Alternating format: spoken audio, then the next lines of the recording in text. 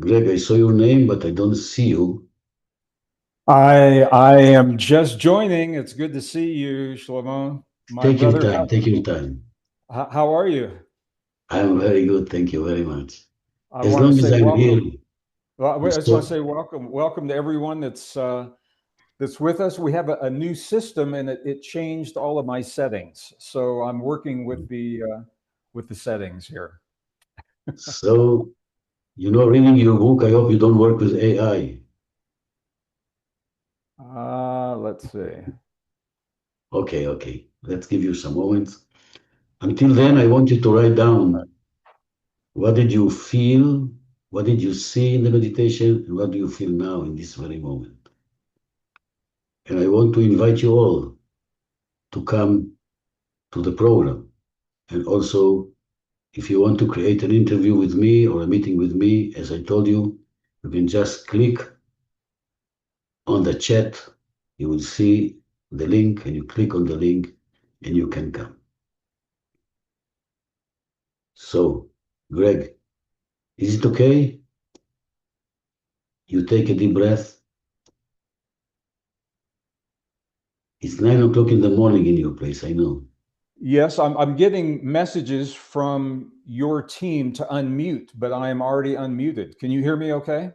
Very good, mate, Greg. Okay.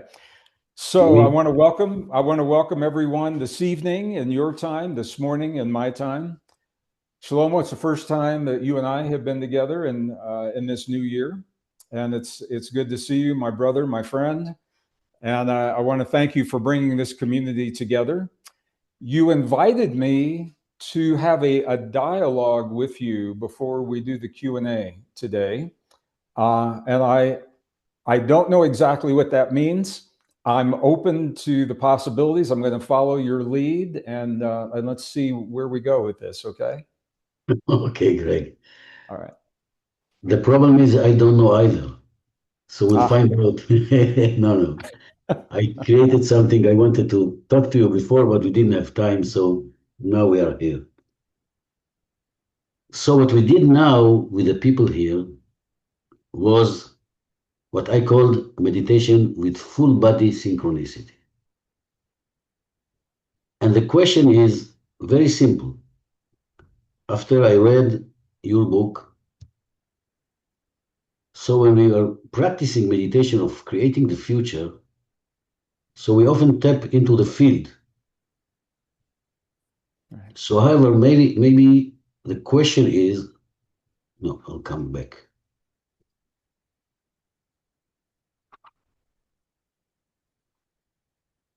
My question to you is, after reading your book,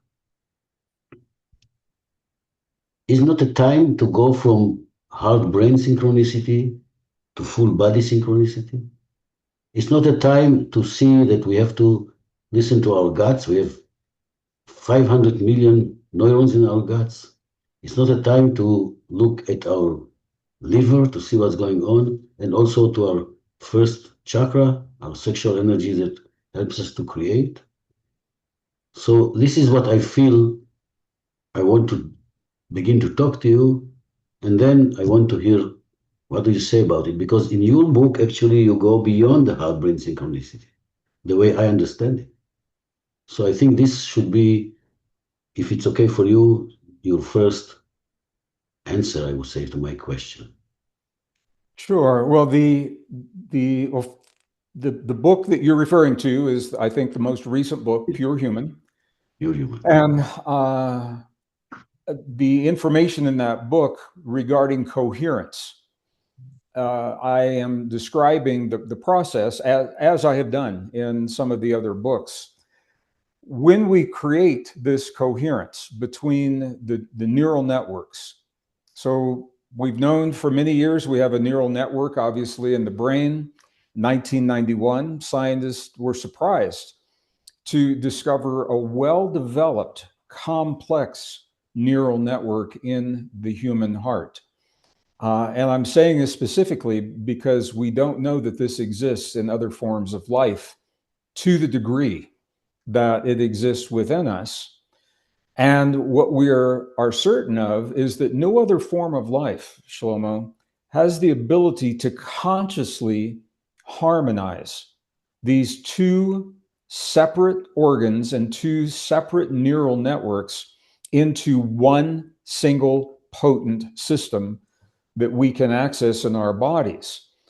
Now, when we harmonize the heart and the brain, what I didn't say in detail in the book, once the scientists discovered these specialized cells, they're called sensory neurites. They are essentially neurons. They function as neurons. Once they discovered the neurons in the human heart, they began to ask, where else in the body may we find these neurons? And what they found is that the neurons, sensory neurites, exist in most organs and in the tissues and glands throughout the body to a lesser degree. So what that means is, and the reason I'm sharing it here, is when we harmonize the heart and the brain, that coherence is not limited only to the heart and the brain. We are bringing the entire body into that coherent state. And this is important because, as I mentioned in the book, we have about 50 trillion cells in the average human body. Every one of those cells has about 100 trillion atoms that make that cell. And those atoms are not static. They are dynamic. They are doing a dance. They are constantly emerging from the field that underlies all existence and collapsing back into that field. They're emerging and collapsing. It's happening right now. Every cell in my body, your body, and everyone that's viewing, we are doing this dance in the field. And where this is especially potent for us to understand is that when those atoms emerge from the field into this physical reality, they will fill in the template, the blueprint of the perception that we have of who we are and how we function in this world.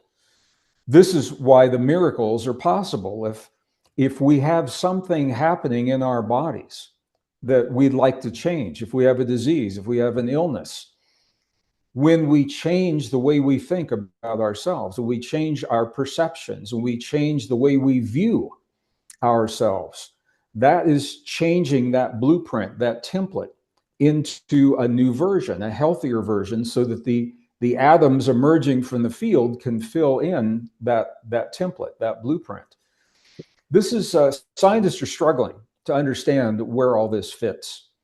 Shlomo, you know, it was only in the year 2012 that the scientific community officially accepted the fact that there is a field of energy underlying our existence. Now, in our community, this community, we've always talked about it. We say, oh yeah, the field's here, and you know, the field has many names. The field is called sometimes the 0 point field, or the Planck field, or the matrix, or the divine matrix.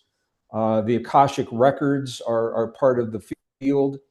So we have many different names, but scientists now acknowledge that this field exists, okay? But even today, and I was just at a conference recently, and this happened. The scientists will do this. Watch my hands. They'll say, oh, yes, there's a field out there that connects all things. And their hands do this. The field is out there. What they have not acknowledged is that the field is in here. We are the field. Every atom of every cell in our body is emerging and collapsing into this field. What that means is if we want change in our lives, if we want change in the world, rather than trying to force or impose the change out there, when we can become the very change in our lives and our bodies that we choose to see in the world, we're giving the field something to work with. The field can only reflect to us what we have given it to work with. This is one of the sacred principles in the Gnostic texts, and it is one of the principles in the scientific community that they're only beginning to understand. The quantum experiments are now revealing this potential. So we're using different languages. We're talking about pretty much the same thing. So when we create that harmony between our heart and our brain, what we're actually doing is harmonizing our entire body. But the harmony doesn't stop at the boundary of our flesh. That harmony extends into the world around us. Now, the work that I have done, and I know some of our SGLA members have worked closely with the Institute of Heart Math in Northern California. And Heart Math has taken this even one step further, adhering to scientific protocols. They have asked me to emphasize when I speak about them that they are very rigid in their scientific protocols. So what they have done is set up monitoring stations throughout the world, sensors that report. They all feed back to a server in their laboratory in Northern California. And through these sensors, they can see the shifts in the field in response to human awareness and human consciousness and human coherence. And what they have found is that when we create coherence anywhere in the world, we create that coherence within our bodies influences the coherence in the field around us. And what we see, the way we see that, is we have more peace in the world. So, for example, we have studies have been done where in major population centers, where people are performing these levels of coherence. And this was also done through the meditation studies, the TM meditation studies that were done.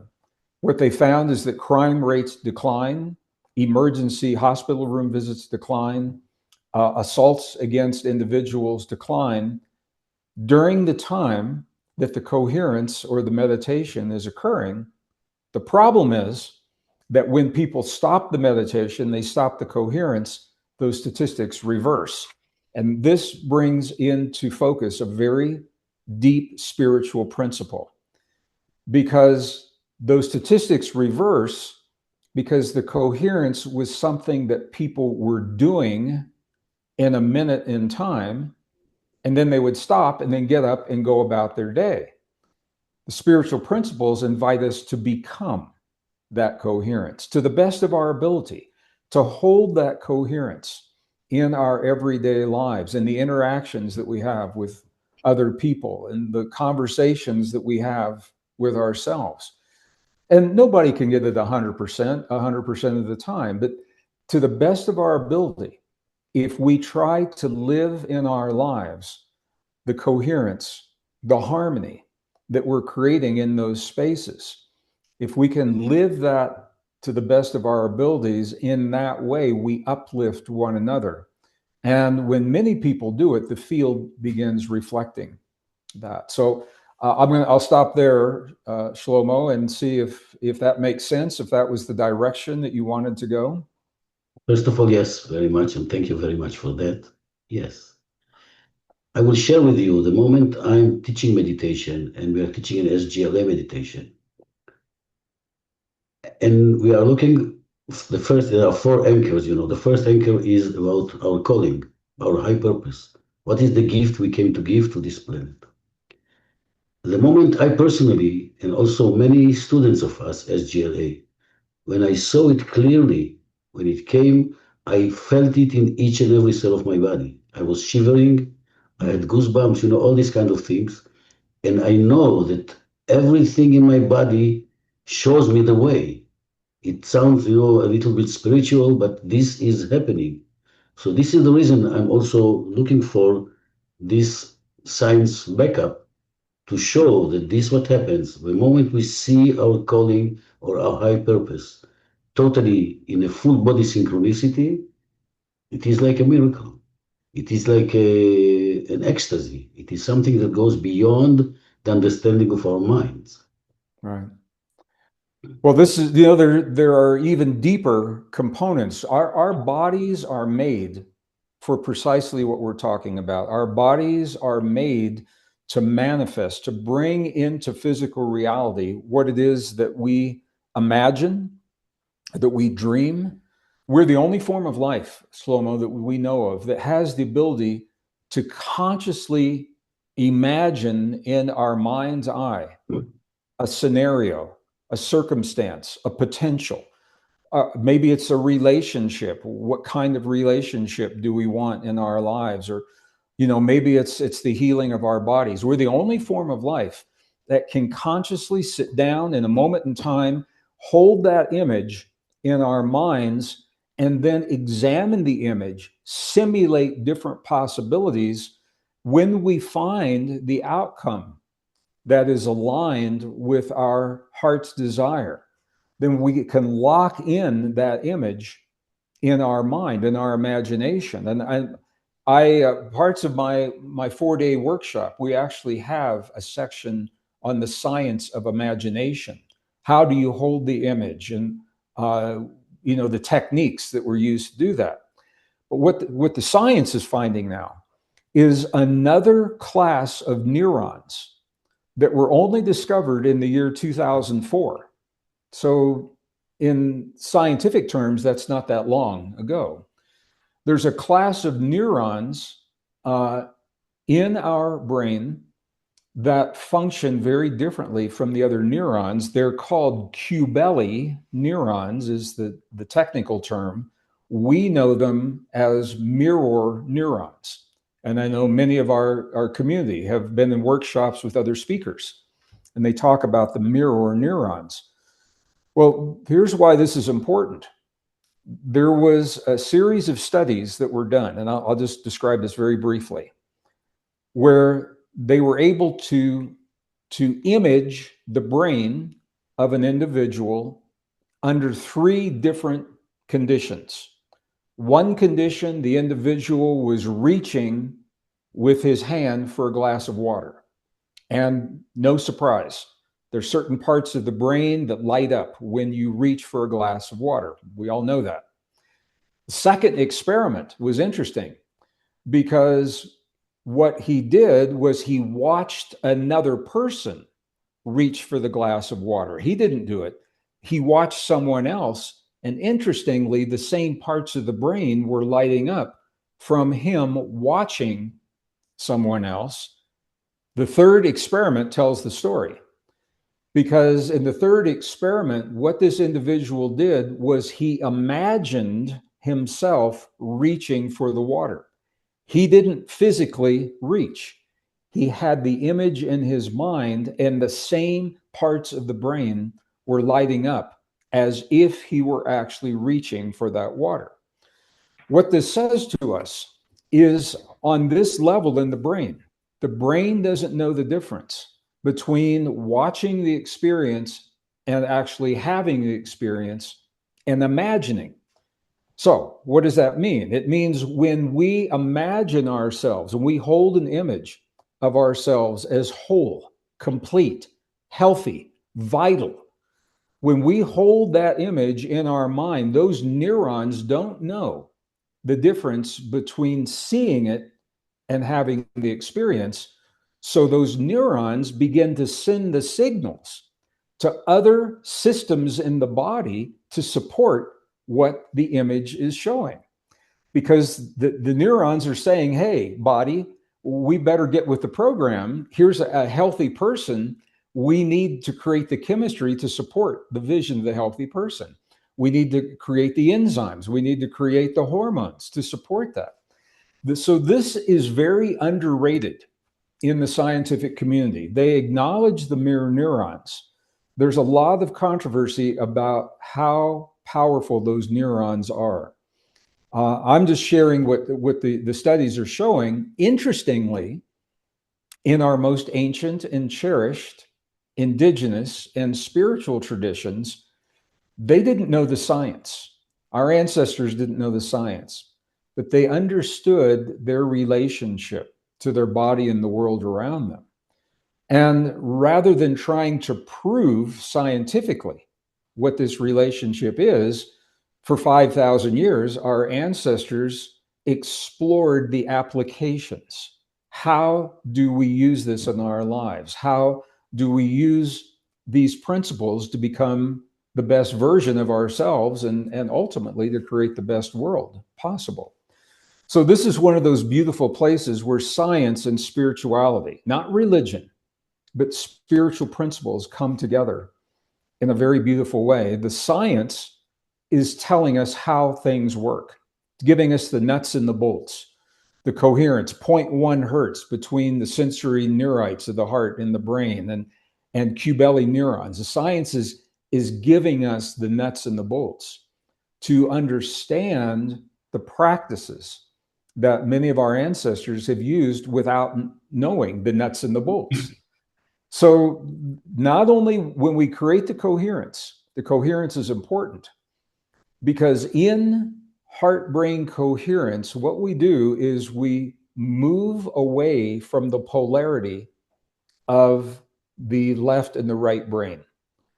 If we try to solve our problems through thinking alone, we all know we have a left and a right brain, polarity thinking. So when you try to solve a problem through thought alone, the brain does what it is designed to do. You're always going to have a good and a bad and a right and a wrong and a success and a failure and a worthy and a not worthy. You're always going to have that in the brain. But when you harmonize the brain and the heart is a non-polar organ.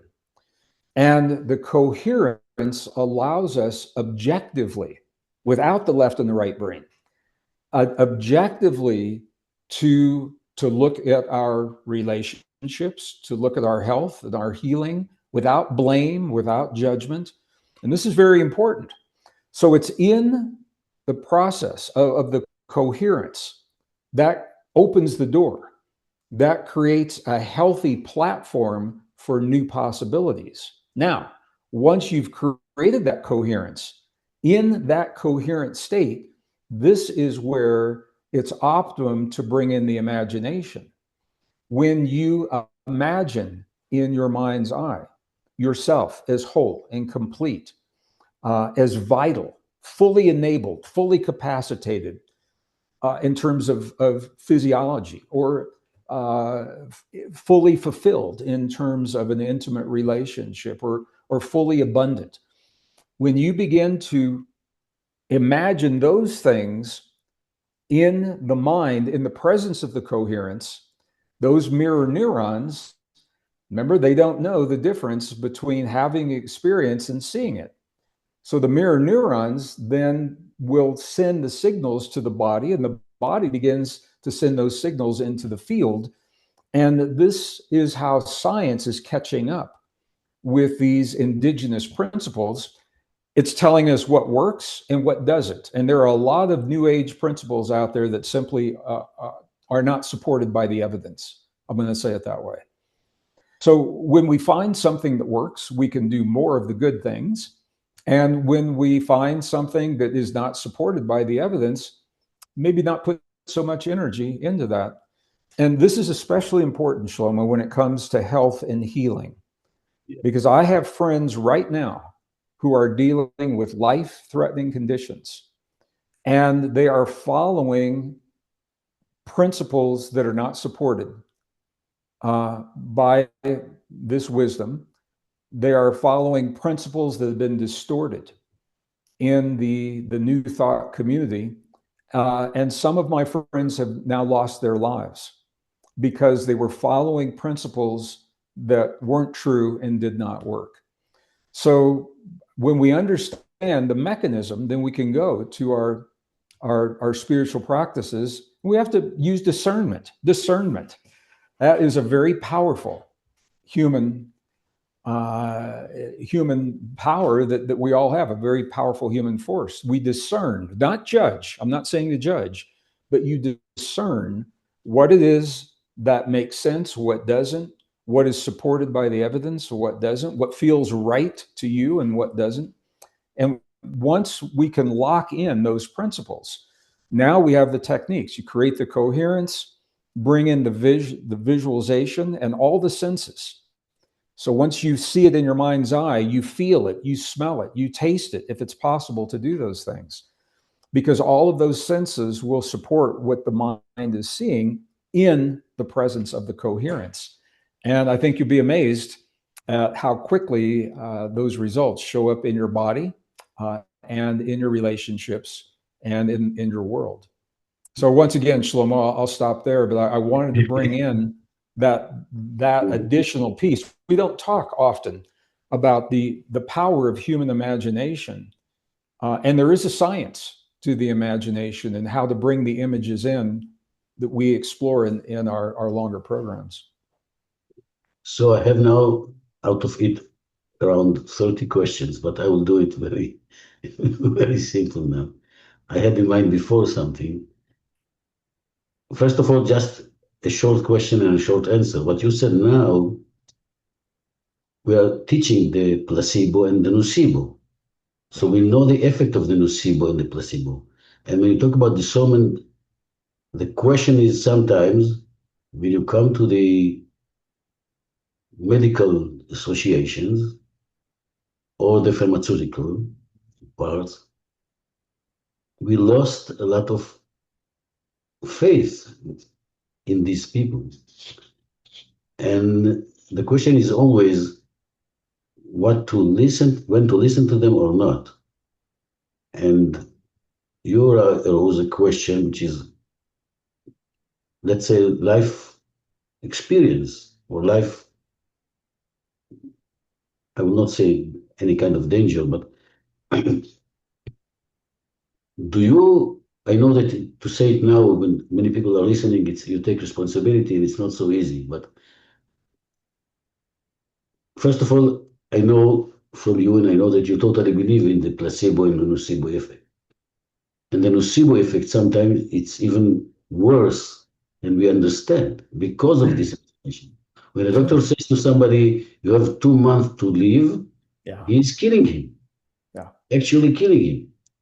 So the question is what to look at and what not to look at. It comes from what you said now. I didn't have it before. I have another questions, but can you comment on this? Yeah. Well, it's a good question, and it's a question that I face for myself all the time, Shlomo. I'm trained as a scientist, and it took me a long time to understand that science does not have all the answers. Science is good. Okay, I'm going to say it this way. For science to serve us, we have to keep science honest. Unfortunately, science has been hijacked by other interests, certainly by financial interests, by corporate interests. But there's a deeper story happening here. We are in a fundamental struggle on this planet. It's a spiritual struggle. And a lot of people don't want to talk about it. Not religious, spiritual. And there are forces in the world that would prefer that we never awaken to the truth of our power. There are forces that would prefer that we not awaken. There are forces that will do anything they can to prevent us from awakening. And those ideas, sadly, have found their way into our educational system and the scientific community, and the medical community is part of that. So we have to be aware, not judging. This is discernment. I'm discerning that there are forces out there that would prefer that I not be the best version of myself. All right. So now I know that. I'm not angry. I'm not judging it. It's just, hey, it's a reality. Yes. Now, science in its truest sense.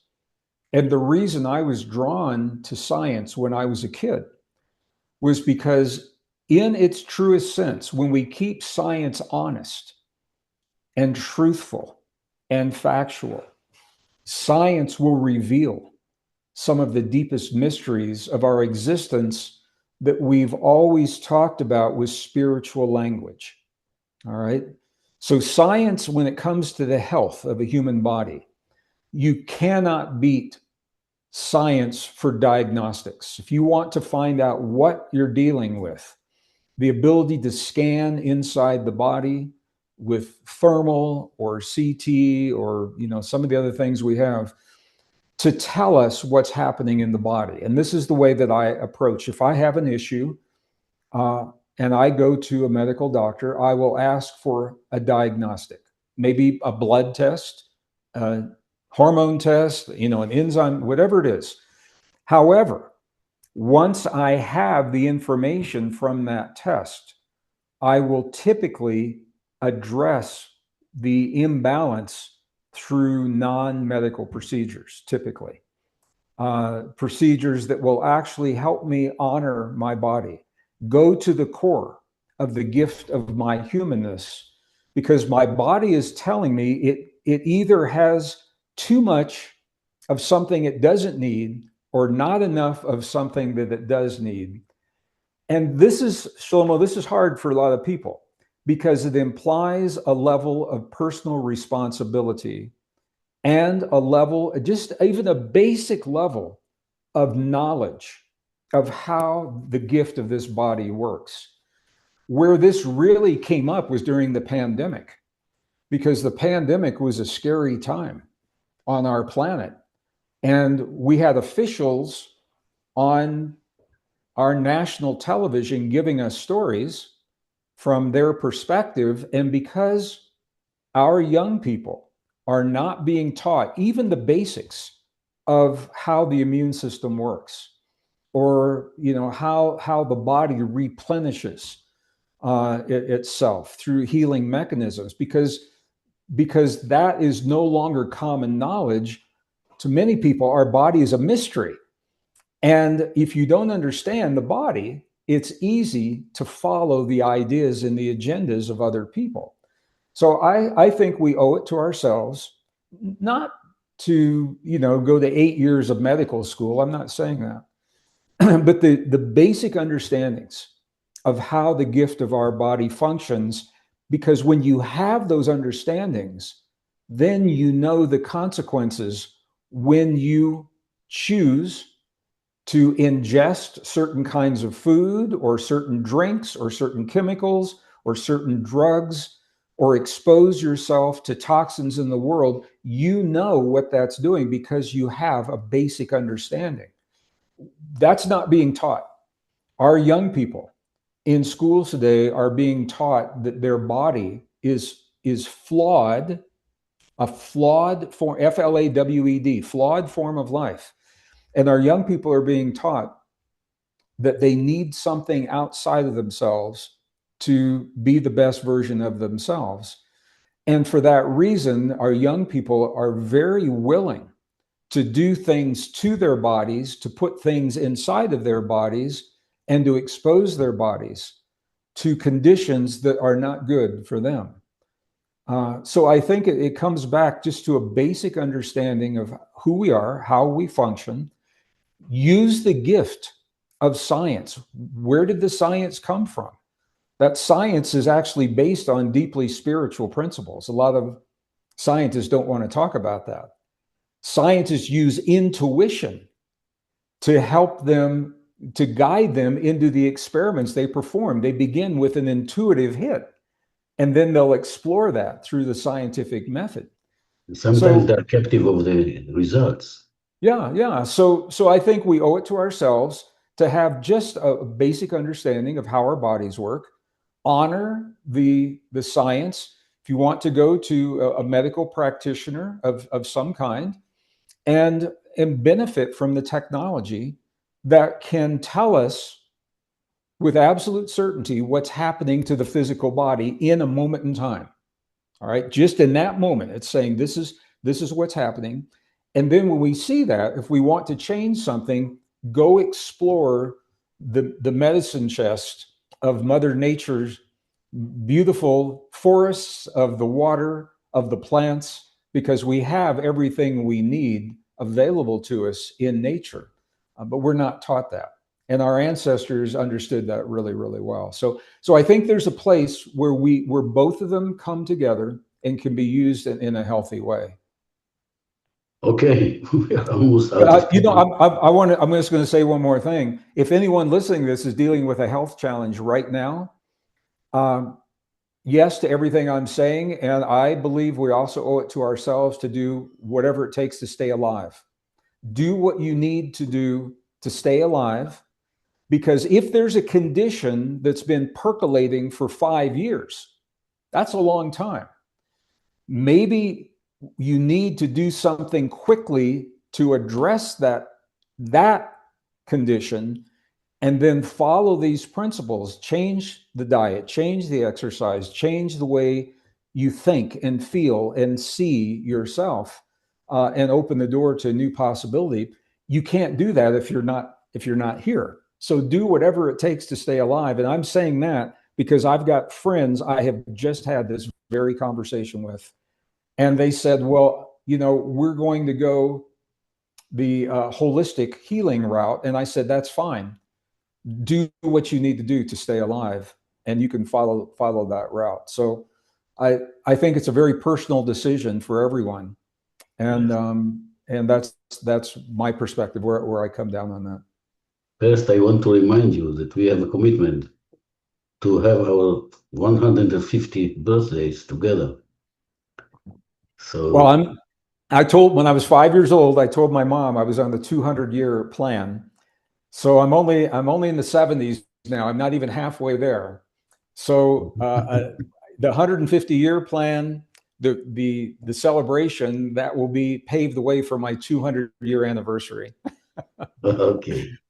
All right. So, I'll ask another question, but let's Sure. leave some time for others as well.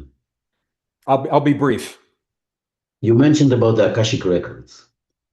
And what I realized in my future imagery meditations, because I'm doing the work with people, on a daily, everyday life. Yeah.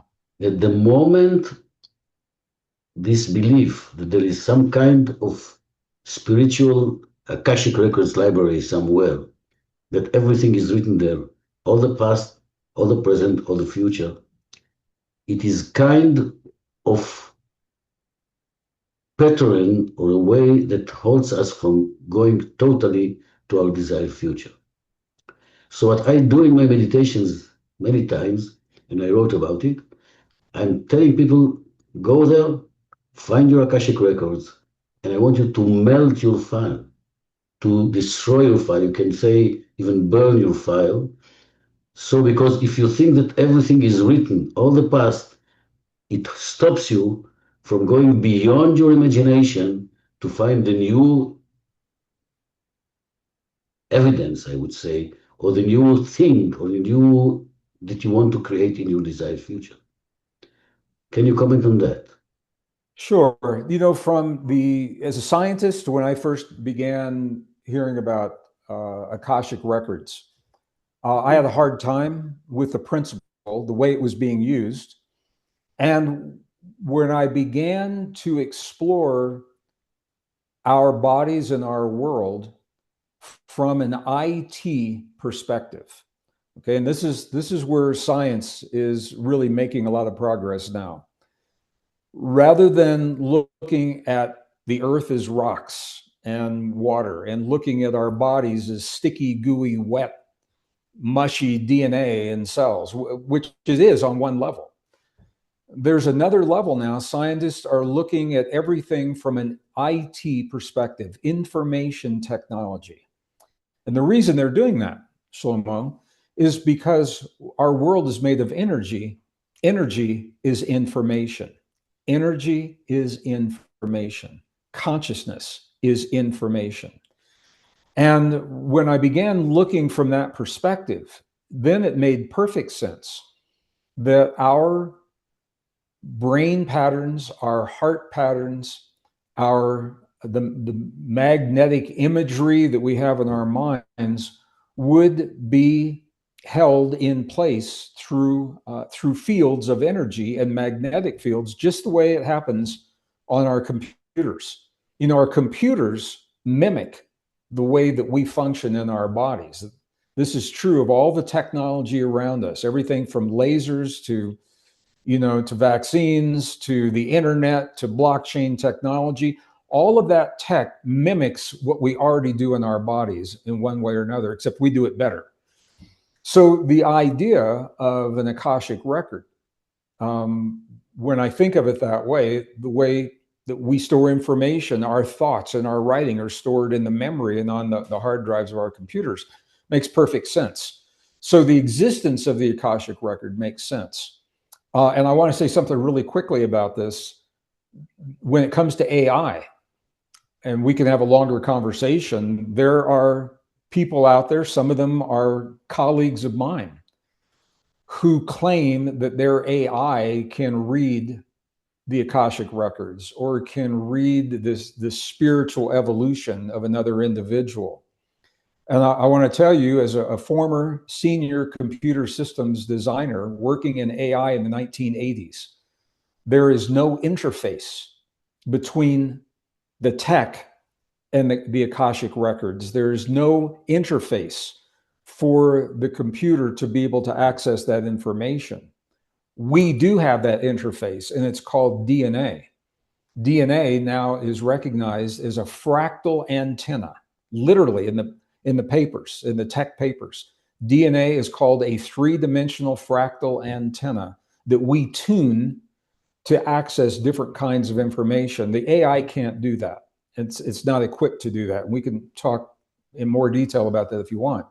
So, having said all of that, is it useful to access the Akashic records? I prefer not to for myself, and for the same reasons that you're mentioning, Shlomo, because when our ego begins to look at Akashic records, and we may see accomplishments from the past, or anything in the Akashic records that we perceive are coming through our filters of our own ego. Our ego is going to make those Akashic records that's going to glorify, or it's going to, in some way, it's very difficult to have a clean, direct access to an Akashic record. So they are there. And I think they can be useful for healing some forms of trauma, for sure. Akashic records can help with emotional trauma, can help with some forms of chronic physical disease that we find no medical reasons for. And then you go back and you look at Akashic records and you find patterns of hurt, patterns of fear. It can be very useful. Those are very specific one-off applications, I think, where it can be useful. In general, I would never have a workshop where I have everybody go in and look at their Akashic records. I don't think it's useful. And the reason is because we're here. We're here now. We're dealing with this world now. Yeah, and with what we have learned about this world. And I think it's very easy to distort our present worldview through the lens of what we think may have happened in another lifetime. And so for that reason, you rarely see me talk about it. You won't typically see me teach it. And I personally have chosen, I think it's healthier to, unless there is a need, as I mentioned, for health or healing or trauma, you won't find me exploring those Akashic records for myself in the past. So you got it, but just as said that I don't believe that it can heal, because you go to the past. We leave it now because I want to live past, but at the end of the day, you can heal yourself out of looking to your desired future and bring it back. And if something is written there, because we all, for example, I did some hypnotherapy like 21 generations, not ahead, there are before me. And I imagine the people who were before me and their way of thinking and all this. And I know that I have to go beyond this. I cannot really be captive of this. But let's leave it now because I promised to people that they will have time to ask questions. Okay. I can talk to you forever, so it's not. So the first one I saw, Shalu. So Shalu, you're going to be the first one. Shalu is an amazing, amazing student of us. We have been in a retreat now, just finished it last week. Ah, And it Thank was you so much. amazing, amazing retreat. Shalu, the floor is yours. Thank you Shalu, so thank much. you. Thank you for joining us. I am living my dream right now. I have followed you for years, and I cannot believe I'm having the opportunity to speak with you live. So thank you so much for being here. My God, I've forgotten my question. Thank God I wrote it down. Okay, my question is okay, so yes, I was watching, I'm reading your Divine Matrix, and I was Mm, watching The Pure Human on Gaia this morning. And, if I do believe, and I agree with you, that, we are creating our future. And that in just changing myself, I can see over the last 5 years the impact I have had on the 5 people that live with me in this home. mm, The world, however, is a much bigger place. And you also touched on, when they did the meditations and how it impacted, but then that duality we live in, sure. where, oh, yeah, it's good right now. And then we walk out and then, oh, but this is the real world. Well, no. What percentage of humanity needs to hold that field, and for how long, for us to really create the heaven on earth that we're all so wanting? It's a good question. It's a question. First of all, thank you for the work you're doing, and thank you for the family that you have. Family is very important in our world right now. It's a good question. It comes up a lot. Uh, Back in 1960s and 70s, the transcendental meditation studies were published in peer-reviewed journals, and this is the first time the scientific community gleaned that something we do may affect the world around us. And at that time, the experiments were done in a number of cities with populations over 100,000 in each city. And they came up with a formula. And that formula, I'm sure you've heard this, it is the square root of 1% of a given population. So you take the population of Earth, it's 8 billion people, 1% of that, and then the square root of that number. And from those old studies, that gave a reference. However, this is changing now. What the studies are showing is it's less about the number of people and more about the quality of the coherence that individuals are holding in the field. Uh, and this is what our spiritual traditions have always said. They've said if there was one person, if one person walked this earth and could love to the degree that they are capable of loving in their bodies, that would be reflected in the field, and the world around us would change. So I think obviously the more the better, but I think it's less emphasis on trying to get a bunch of people together and more of a focus on the quality of coherence that can be created. So people say to me, well, Gregg, if the coherence is so powerful, why does the world a mess? And it's not about fixing the world. This is where the bigger picture comes in. We live in a realm of reality that is a polarity realm. There are dark forces that will always be here in this realm. And throughout history, our history is the story of our attempt to awaken the divinity within us and bring it into the world. That's the story of our planet. And every event of our history has its roots in that fundamental struggle between good and evil, every event.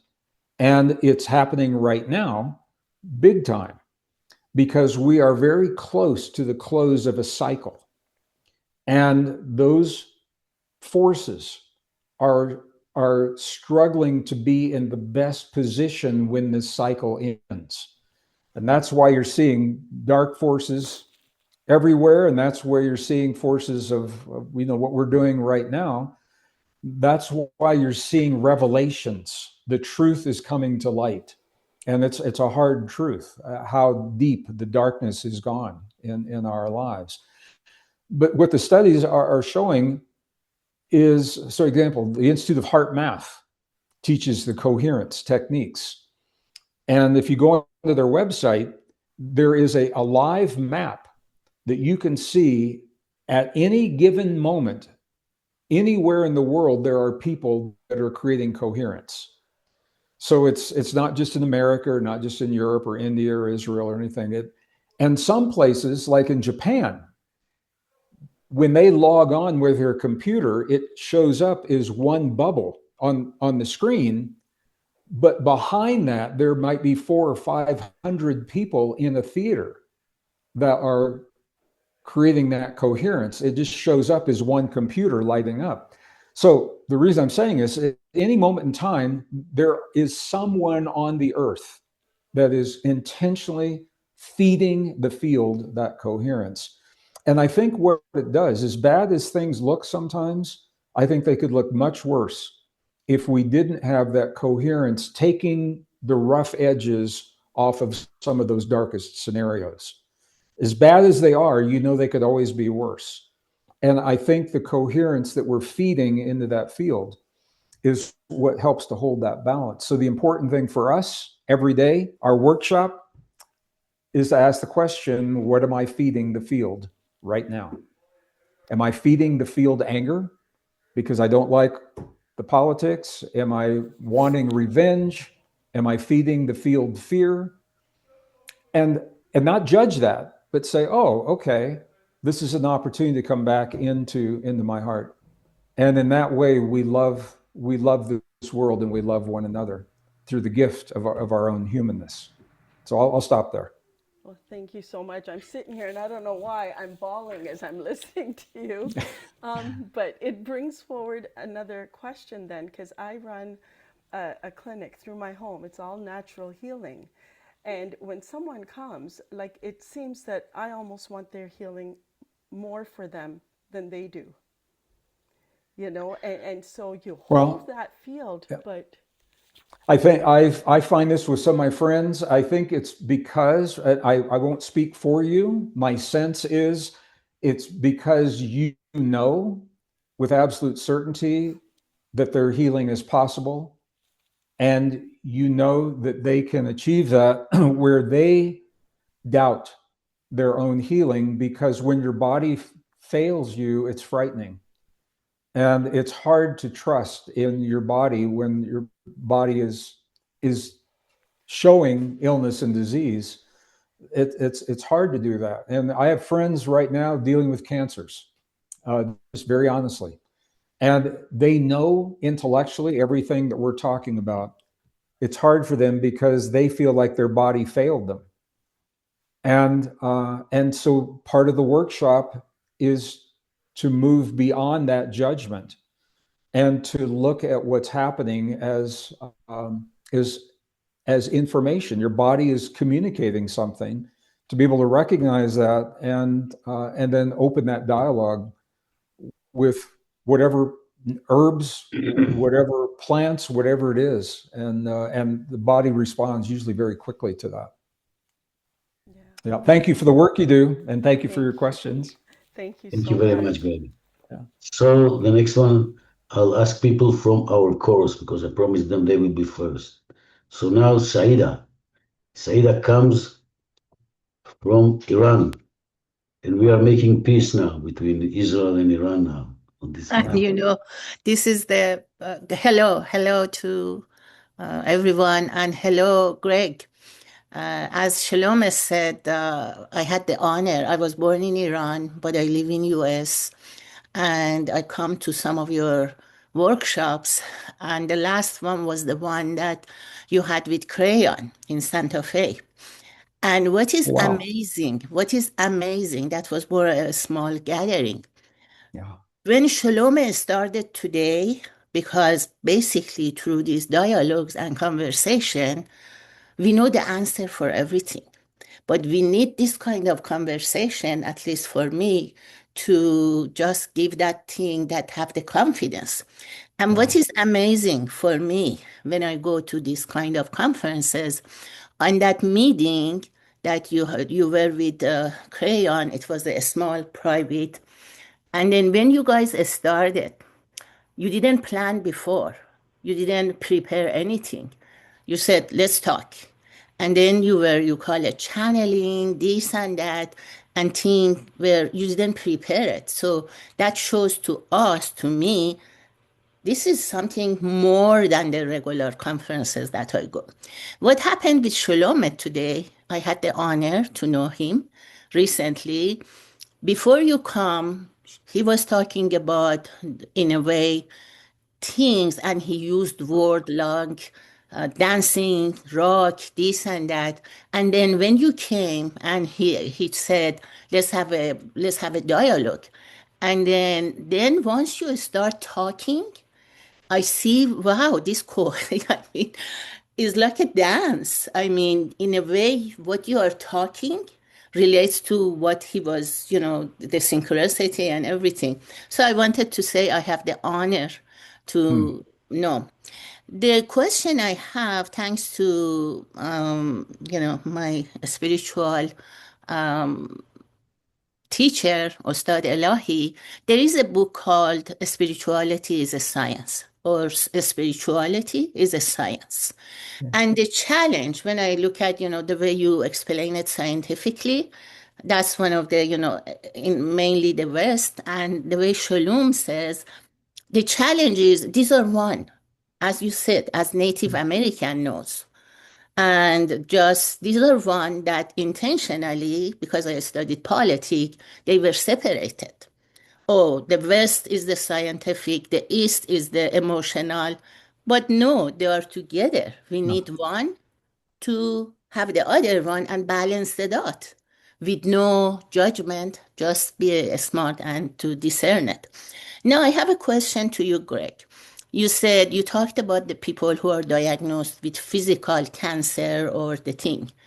And I know our spiritual muscles needs to be, because they keep for all this time they said spirituality and science, and they are separate. Now we are developing our spiritual science muscles, like smelling, defeat, intuition. The challenge that I'm going through, and or the one that has the cancer, is the pain, is the discomfort. That is more of a physical. The challenge I'm going through is, as a mother, what my son is going through. The pain is so deep that it stops me of imagining, bringing my mind. I have the mind, I am smart, I have the heart, but I imagine then it stops. Because the minute I see what is happening to him, which is injustice and whatever, that's part of my maybe mission. So what do you suggest? And also my question to Shalome, it's amazing how I work with him and how much I'm learning. If the challenge is more for the spirit, sometimes I don't even want to live because the pain is too much and I can do nothing about it. So you just covered a whole lot of ground. And I want to honor everything you said in one sentence. What is the question? So I can honor specifically the question that you have right now. Okay, the question is, you said, in order for me to own that I am this body and I'm the spirit. For a spirit, everything is, we know how to go through it. If I have a cancer, I go for diagnosis, and then I go to urban. But for me, for my spirit, my son is go through some kind of a pain that I cannot separate myself from that pain and trauma. I do it. So I want to understand what you're saying here. Are you saying that your son has a health condition, or your son No. is feeling... He's in jail due to political targeting. Okay. And the way he is treated, that's what my thing is. And is totally, right now, I'm in New York, is 10 degrees below whatever, and he was supposed to be released, and they created something else. And I feel helpless because the whole system needs to be changed. So how What do you I, ask? What do you want to ask? the question is, this challenge that I have now, In one sentence. um, how do I free myself and know he's doing good? Because he has a high spirit too. Shlomo, do you want to address both of us? Would you like to address that? And then I will. I was talking to Saida because I've been a judge, so we're talking a lot. And I'd say in one sentence because I don't want to, your time is precious. So she asked both of us the question, Shalom. Okay, Shlomo. I will say one word, one sentence, because I was talking to her already. Mm-hmm.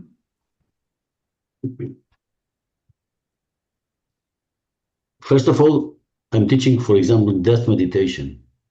And when I teach death meditation, for me, myself, even in my life, it helps us to go beyond this connection, pathological connection with our children, with others.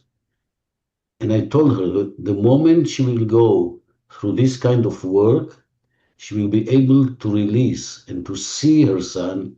Because I know, when you have your son, I said once that I would like to give every Tibetan monk one child and to see how he's meditating when his child is suffering and he cannot help. So this kind of thing, she has to go through there. I will not go again because it's also her privacy. So I told her what I think she would do and how she can release a little bit of the pain. Otherwise, because this is what happened, what came from existence, that she is to be sure that she is now still alive and she is still free, and she has to give self-love to herself enough in order to stand on her own feet and be helpful also for her son. Yeah. I stop here. I don't want to take much No, time. I agree with everything you're saying, Shlomo. And I'm going to begin by saying I'm sorry for what your son is going through, and I can sense the pain that you're feeling as well. So I'm going to answer in two different ways. First of all, your personal pain, when you now have the tools, when you create heart-brain coherence, during the time that you are in that coherence, it doesn't change what happens. It changes the way you feel about what happens, because you're moving out of the mind, the good, the bad, the right, the wrong, the justice, the injustice.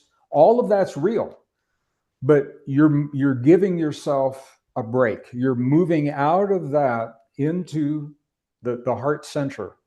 All right. And this is what helps to free you from the pain, because you're not changing what happens, you're shifting the way you feel about what happens. Now I'm going to share, and this is the science that not many people are hearing about right now.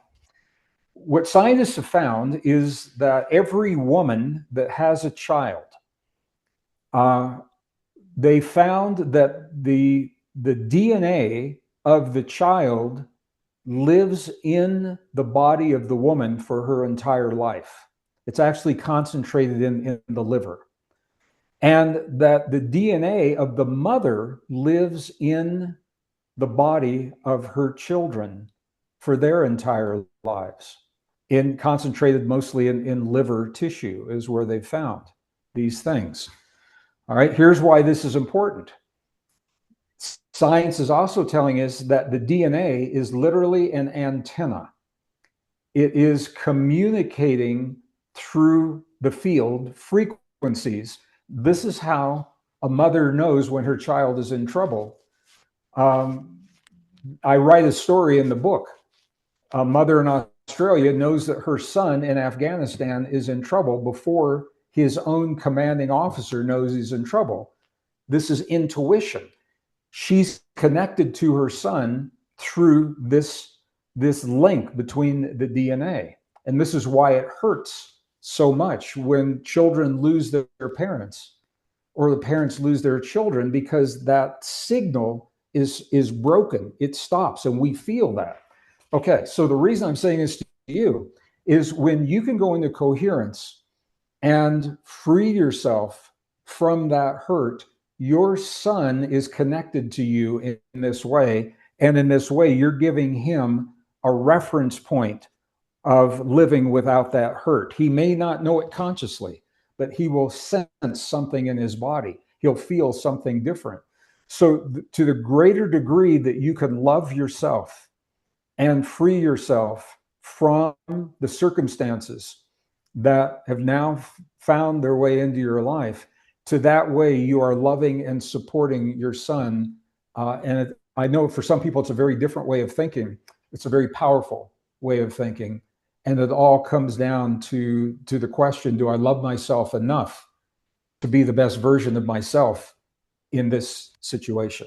And I'm going to stop there because I know Shlomo has other questions that we have here. I hope that helps. I will just explain when I told her about the death meditation.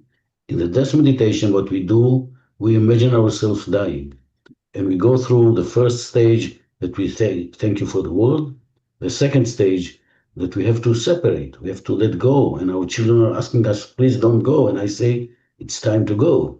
The moment I did it, my relationship with my daughter totally transformed, and the way I was healing her, just as you said now, scientifically, was totally amazing because the pathological way breaks. Thank you. So the next one I'll give to Dr. Van Quoc Viet. Dr. Van Quoc Viet is an amazing teacher in Vietnam, and I had the privilege to be with him, and then we'll go to others. Yes, Dr. Viet, please unmute yourself. Unmute. Hello. Hello, can you hear and see me? Yes, I can. Thank you. No, I said Dr. Viet, not Dr. Janet, but he cannot speak now. So you will speak now, Janet. That's okay. Okay. Yeah, that was a little confusing. I just got a little message on my screen to unmute. Too many doctors. Too many doctors. In The Pure Human, you describe a future where technology may outpace us before we're fully developed our innate human capacity. In my work as an eco-psychologist developing the infinite mind journey, I see this untapped potential in attention, regulation, and awareness. How do we demonstrate experientially and measurably that cultivating these human capacities can rival or even exceed technological augmentation? How do we do this? Yeah, it's already been done. And I give some examples in the book, Pure Human. So I'm going to begin, and I'll try to be brief here. What we are finding is that as advanced as the technology outside of us is, all of this amazing tech that we have, everything from internet, like I said, the blockchain technology and medical technology, as advanced as it is, every one of those technologies mimics, it copies, it tries to reproduce something that we already do in the cells and the organs and the glands and the tissues and the systems of the human body. Now, when you really think about that, it's kind of a mind blower. And it's whether we're talking about the interconnectivity, the internet is showing us our ability to have interconnectivity. And now we know we're exploring that through telepathy, through the DNA connection that I just shared. Now the Nobel Prize was awarded to the scientists that are studying what is now called entanglement, because we are an entangled species. Entanglement is a connection that's on a quantum level. So, the vaccines that we have outside of our body, they mimic what our bodies already do, except our bodies do it better.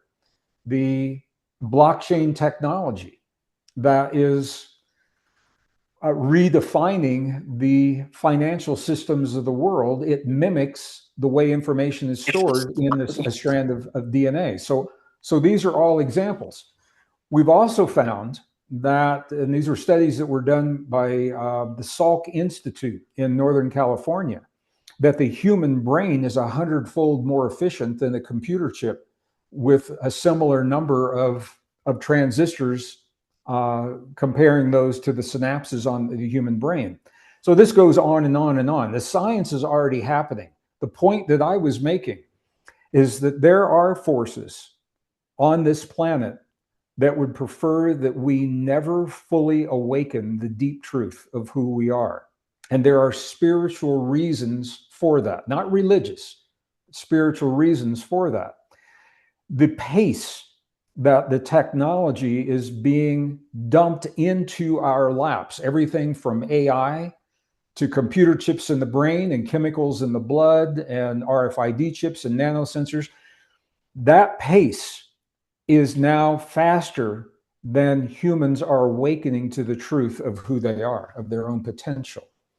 And the goal stated by the United Nations and World Economic Forum and others by the year 2030, which is not that far away, is that this technology is pervasive not only in the world around us, but they want this technology pervasive in our bodies.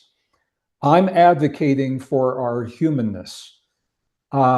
If we accept these technologies into our body, we lose our humanness. We are no longer the humans that we have been as we define human today. And I want to be clear that it is not the next step in human evolution to merge machines with biology. That is an artificial evolution. It's not even an evolution, because in evolution, we would gain something. When we merge our bodies with the machines, we lose capabilities. So it's actually a devolution, not an evolution. So I think our job, what I'm saying right now, is that it's an invitation to love ourselves enough to accept our humanness before we give it away to the technology, and we can never get it back. And there are many examples, as you've asked, of how we do that. The studies are out there. The question is the scientific community willing to accept what their own studies are revealing? And that is where we are right now. I really value continuing this dialogue, but I absolutely understand the time pressure that Shlomo is under. Is the best way to reach you through your team, Gregg? Sure. If you go to the website, is the easiest thing to do, and there is an email address, and if you can write to me directly to that, you can put personal, and it will come right to me. Thank you very much. All right. Thank you for the work you do. Thank you. Okay. The next one will be Elena Valianti. Good afternoon, everybody. Good afternoon. I'm very honored to talk to you today. It's like a dream come true. And I will be short because what is now bothering me, and I want to understand how it works. It's about dementia. Sure. I would like to have your opinion of whether this is reversible and how it works, how they actually feel. They feel something, they understand something, but they cannot express, and what we can do to help all these people. Thank you very much. Yeah, thank you. It's a really good question. I lost my mom to late stage dementia and ultimately to COVID at the same time. Yeah. And so I have had to understand this for myself. So let me share a couple of things. What the science now is showing us is that our memories are not held in the tissues of our bodies. So we don't hold the memory of our life in the brain. There are experiments that actually demonstrate this. In the interest of time, I won't share that now, but it's in the book.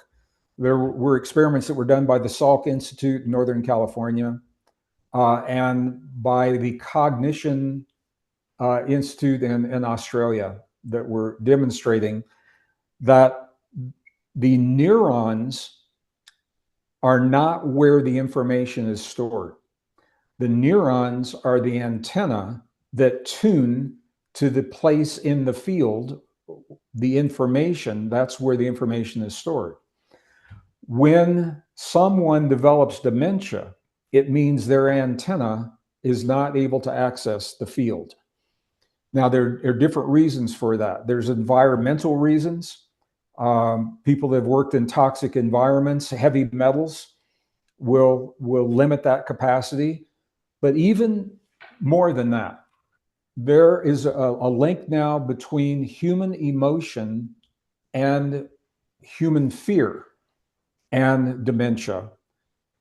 When we have experiences that we can't resolve in a healthy way, or the trauma is so great that there's no resolution, what we want to do is forget. And when we ask the body to forget, the body will comply. And the way it happens is the body will actually produce a chemical that blocks the signal at the site of the neurons so that the signal never crosses the synapse between those neurons. And so the information is still in the field, but the individual cannot access that information.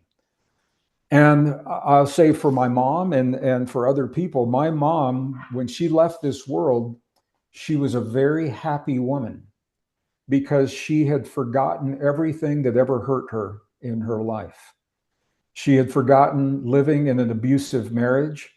She had forgotten the hurt and the suffering and the drama and the challenge of being a single mother when my father left, raising two young boys back in the 1950s, 1960s, very scary time.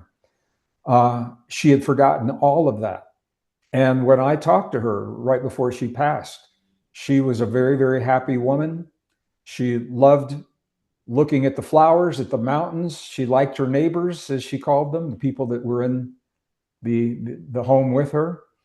And for people that have the desire to reverse that, it's also possible, because as we heal the things, the trauma, can't change what happened, but we change the way that we feel about what has happened, then the body no longer has the need to produce the chemicals that inhibit the memory. So it's a very different way of thinking for some people about dementia. There are definitely environmental issues. There are issues in the food, issues with heavy metals and toxins, absolutely. And there are emotional issues that will directly lead to the body blocking our access to those memories. So I'll stop there in the interest of time. Thank you. Can I add something for a moment? No. Yes. I had heard all these things you have just mentioned, Mr. Braden, with my mother. So I thought maybe I can use family constellation techniques. I am also a facilitator in this field. So I tried this, and she was giving me information as another person. So I felt that if I use this to heal her traumas, maybe I help her even to feel a little better. So I would like to do more research on this and expand as a healing method.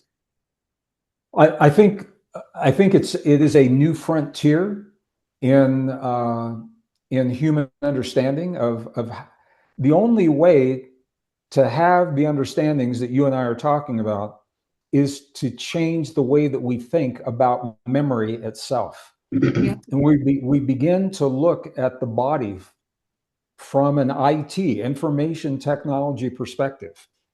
Then we begin to see that we are antenna. DNA is antenna. It's tuned to something. The neurons are an antenna. The DNA inside the neuron is an antenna. And to the degree that we can support the communication between us and the field around us. And this is where our spiritual principles come in, by honoring the gift of the body, what we nourish our bodies with, what kinds of foods, how we think of ourselves, how we feel about ourselves, all of these things. Because in the ancient text, the body was called the temple. And that's not about religion. It is a reverence to the gift of this vehicle that allows us to access the divine. All right. And part of that divinity is imagination, creativity, innovation, forgiveness, love, empathy, sympathy, compassion, intuition. These are all expressions of human divinity. And we can only express that divinity in this world through our bodies. To the degree that we can love, honor, cherish, and protect our bodies, we can honor our promise to bring that divinity into this world. And I fully get it's a very different way of thinking. It's not the way I was taught when I was young.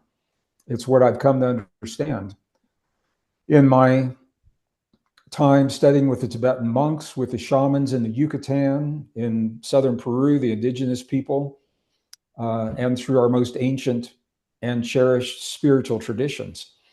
So I think helping to heal, it is beyond simply the remembering.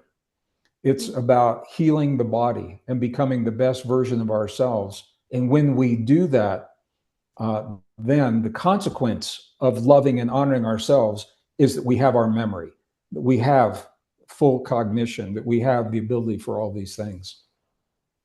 Thank you very much. Very honored. Thank you very much. Thank you for the work you're doing. Thank you. So the next one will be Richard. I hope you're still alive, Braden. I'm using a throat lozenge, and Shlomo, I have another interview at the bottom of the hour, so I will have to stop at the bottom of the hour. No, before. We have only 15 minutes. This was fixed. I'm sorry for all the others. No, but Richard that's is good. It's good. It's good. Okay. Richard, it's Hi. your turn. Go ahead. Well, hi, it's a pleasure and I'm very Richard, your signal is breaking up, and I'm not hearing what you're saying, sir. Oh, can you hear me now? I don't know. Say something. Oh, you can hear me now. Okay. I'll no? If you Please try talk. it, Let's see. just try it. Okay.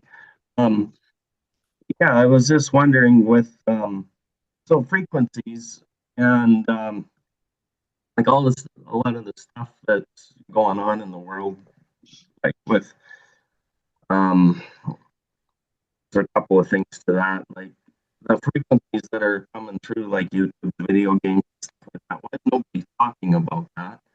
And also, like the PEMF mats and the beamers and all those things. Like I'm kind of a naturalist. I like,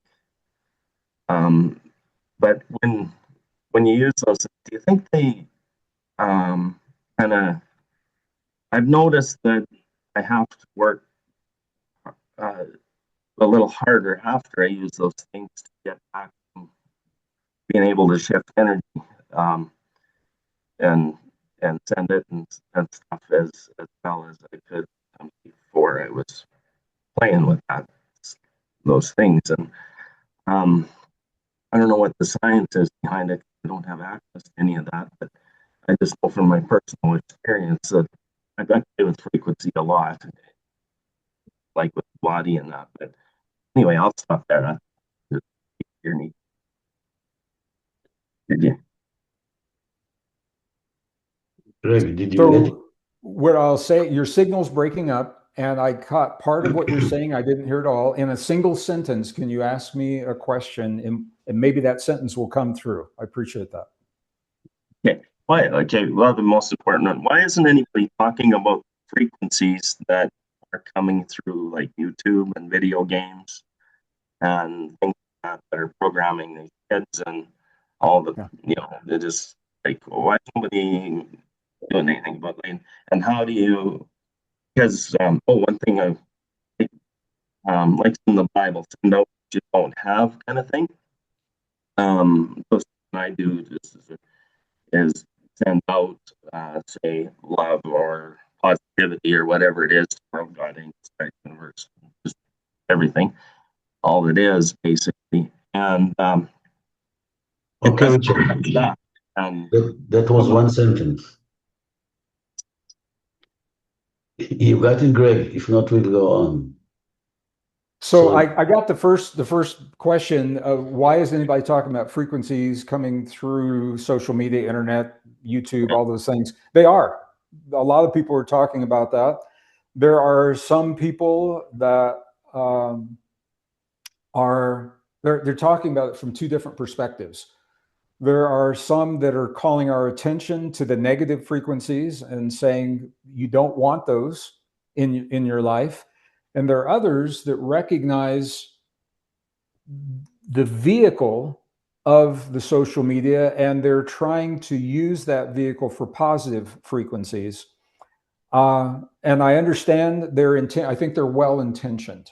They're well intentioned. For me personally, all of this is an invitation for us to remember the truth of who we are. We don't need any technology coming through YouTube. We don't need any of that, because when we try to offload the technology out there, what we're doing is we're creating a diversion away from the potential of the technology in here. Ultimately, this is what's happening. Yeah. Ultimately, there is an effort on this planet to divert our awareness away from awakening the truth and remembering who we are in here. The diversions that will create that are all around us, and is no shortage of diversions. Everything from the wars and the politics and all of those things. And the media is run by organizations that would like to keep us from awakening to the truth of who we are. So I think it's with anything else. You use discernment. If you want to engage in the media, maybe to keep track of, whatever it is that you want to track in the world, but don't give your power away to those things. And notice how you feel when you engage in certain kinds of media. That's your gauge right there. That tells you everything you need to know right there. All right. So I appreciate the question. I'm sorry I couldn't understand all of it. And yeah. thank you. Shlomo, I'll stop there. Okay, Greg. You want to go now? You want to stop now? No, let's do. I have 7 minutes. Let's see how much we can get done in 7 minutes. The lightning round in 7 minutes. Here we go. Let's Shlomo, can I ask my question? This is Mark, because it's very, very important. Mark, you were supposed to be muted now. I don't know who unmuted you. Sorry. I'll come to you now, but first of all, I want to dedicate at least 2 minutes to send you love and healing to you and all the people who are talking about any kind of diseases. Because in this program, there are many people around and our hearts are really totally open. So I want to send you first, Greg, a lot of love and appreciation for being one of our teachers, one of the best of our teachers, I would say. And I'm so happy that you are here and you're dedicating your time.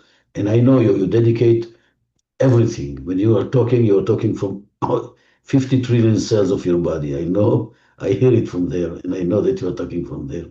So I want to thank you so much and to tell you that it's not for granted that you are coming here, that you are giving yourself to this program, and you are helping us to create a better world on this planet Earth. So thank you for that, and we'll all send you some love. That's for sure. I'm receiving that love. I have a full day of interviews and media, and I will carry the love from this community into everything that I do next. All over the world. South Africa is one interview, and The UK is another interview, and Kuwait is another interview. So thank you for that. And thank you, Shlomo, thank you for being the hub, holding this community together. Over the years, we started around the time of COVID. Yes. And everything has evolved and developed since then. And many people in this community come to my live programs, and they come up and they tell me how much they love you and how much they appreciate you. And I know you know that, but I want you to hear that. Thank you very much for that as well. You're very welcome. So I don't know how. Thank you so much. So Mark, you're going to be the last question. One more. You jumped into it. I don't know how, but this is your turn. Thank you. Hi, Gregg. I'm Mark. I'm from Montreal, Canada. I'm an international actor. And I wanted to ask you a question, very specific question, because I listen a lot of your videos on YouTube. When you talk about the prayer with the law of attraction, we have to live it as we already embody it. Ask and you shall receive, something like that. You explain very clearly. When we want to radiate love, we work on our belief system, we change our thoughts, and we imbue it with an emotion, and then it creates a feeling. That's very clear for the love. But now I'm struggling with money. What is the best prayer? How should I do it when I'm waiting for my acting contracts and everything and struggling? How should I be? Can you explain that in details, please? Well, it's the same principle that, first of all, you've never heard me talk about law of attraction, and you'll never hear me use that term, and I don't teach that. What I do offer is a beautiful example from a Native American perspective. My experience here, I live in northern New Mexico, so I'm just south of the border from where you are. And when a Native friend asked me to join him in a prayer of rain during the drought in the early 1990s here in northern New Mexico. And I joined him. I had an expectation that I was going to see dancing and, chanting and things, and none of that happened. What I saw was he simply closed his eyes, and he was silent for a couple of minutes. And I asked him, I said, "Aren't you going to pray for rain?"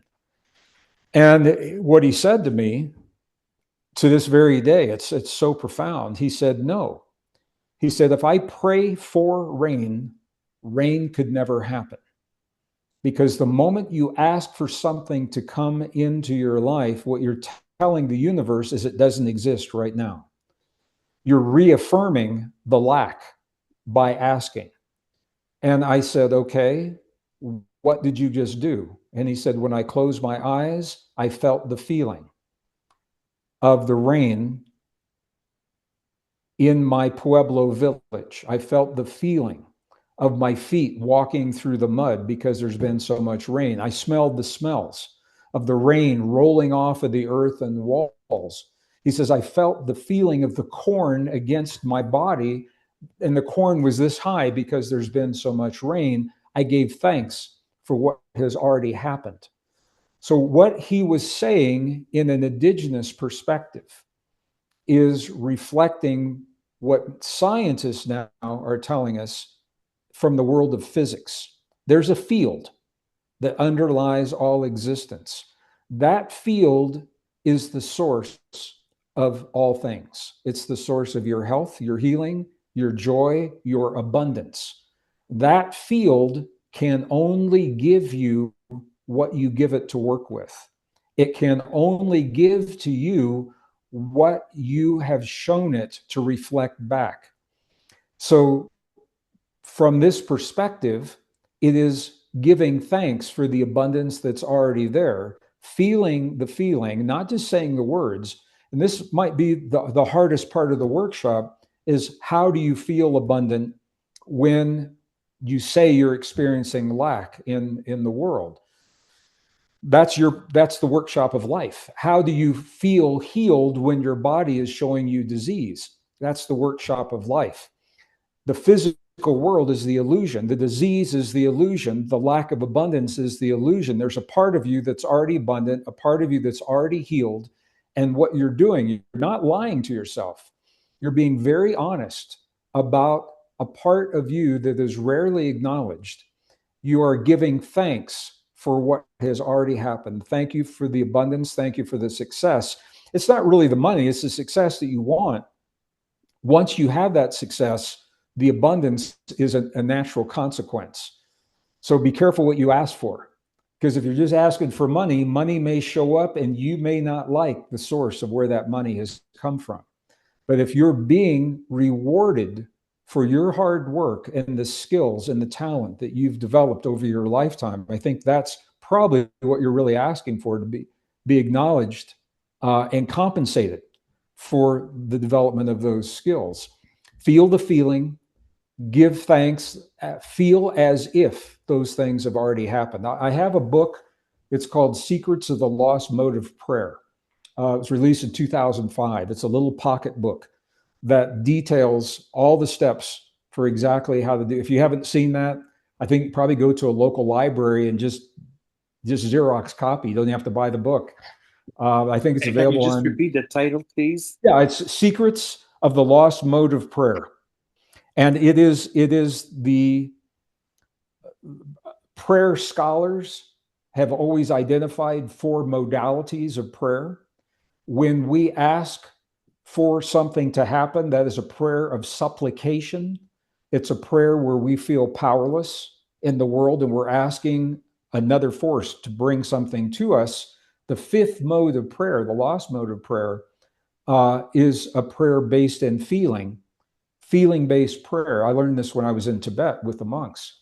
And it is just that. When you feel the feeling that these things are already there, now you've given the field something to work with. It can now reflect back. We were taught to focus on the things that we don't have, on the disease, on the illness, on the lack. And the field mirrors that back to us, on a silver platter. No one has really taught us in the modern world to think and feel and imagine. This is what we talked about earlier. Imagine that abundance, what it feels like. What does your life look like? What's different? What are you able to do and to share? And how can you take that abundance that you already have and bring joy into this world for yourself and for others? Those kinds of images, now you're giving the field something to work with. So I'm going to have to stop there, Mark. But thank you for the work you do, and I hope that helps. Thank you very much. This is the work we do every lesson in SGLA, almost every lesson. So I want you to know this, Gregg. And as our leader of SGLA, I want to thank you again. And I want to thank that you are with me personally also, that you are my friend and brother. And I wish that we will meet again. We met a few years ago in Israel, and now I don't know, things are looking not so nice, but I think the more we are going to create a better planet, things are going to happen. I agree, Shlomo. I'm going to come just for a visit, just for you. So I'll talk to you more about that. I love everyone. Love you, Shlomo. Bye-bye. I have another interview I've got to jump on right now. We love you, Gregg. We send love thank to you your all so throat much. and to everything. Bye-bye. Thank you. Bye-bye. Okay, for those who are here, still here, I want to thank you very much for being here. And if you want to ask me questions, we can give it another 10 minutes or 15 minutes. If you want to ask whatever it is, I'm not as famous as Gregg, but maybe I know something on life. So Lou, do you want to ask something? Okay, we'll leave it now. Yes. Okay, we have here still Sabina. You want to ask questions, Sabina? Yeah, it's interesting. It's such a small world. That fellow from Montreal, I heard him ask a similar question some other workshop, and yeah, it's so great to see our brother and sisters again. My question is, I'll give an example. I walked down the street in the city of Vancouver the other day, very cold and wet, and there were two street people hunched over, crouched right down, and they were listening to an abundance prayer or something on abundance. And it really touched me because they were trying hard and they were such broken people. And my heart really reached out to them. I would like to know, what can I give them? Do I give it to the collective? Do I give it, what kind of energy do I give out to that? How to deal with that? And also when there's an aggressive person coming by. I was in the change room of the YMCA the other day, and really not good. She looked balanced, but she came out of the bathroom stall with this rage. And I felt anger coming up in me. What do I do in that circumstance? So let's begin with the first question about these two people. I'll just go on what Gregg said now. The moment you want to give them something, and you give it from their loss or from something that is not there, you don't help them. The only way to go beyond or with the law of attraction is to see that they have all what they need. It doesn't mean that you cannot give them something physically to help them. It's okay. But the moment you do it as if it already happened, as if they already created the best life for themselves. And you have to create it within yourself. Because sometimes you give money to people and you don't help yourself and you don't help them. When you look inside yourself and you see this abundance that you have, and you pray for that, and you have a gratitude for that, then you give them the gratitude, you give them the love, and then you can create everything you want. And about rage, first of all, there is fear and there is rage. Fear and rage are always sitting on pain. We are afraid of pain, and we have rage because we are not able to contain the pain. When I was a judge, I was seeing a lot of people who got divorced. So when you ask somebody, why are you divorcing? And he said, because she is, it means he cannot contain the pain the divorce is happening in his life. So we have to learn, first of all, to contain pain. This is one thing. But I don't want you to stay there and to contain the pain of this person or this woman, I don't know who was it, just because you are there. You have to be assertive as well, and you have to protect yourself as well, very practically. So if you want to talk to me in private, I will see the situation and maybe I can help you for that. Thank you. And now, Boyan. And Ami afterward. I didn't see you, Ami. Sorry. Hi, Yes. good evening, everybody. Can you hear me? Yes. Super. I was wondering about some mystical experiences that I have had, and I have sent you in message some of my pictures where I'm glowing like I'm coming from a weekend from Chernobyl, you know, and I had some practices and celibacy, fasting, and etc., etc. I was working on myself because life situations hit me, right? And I needed to change something, but I didn't know that the change is going to be so big.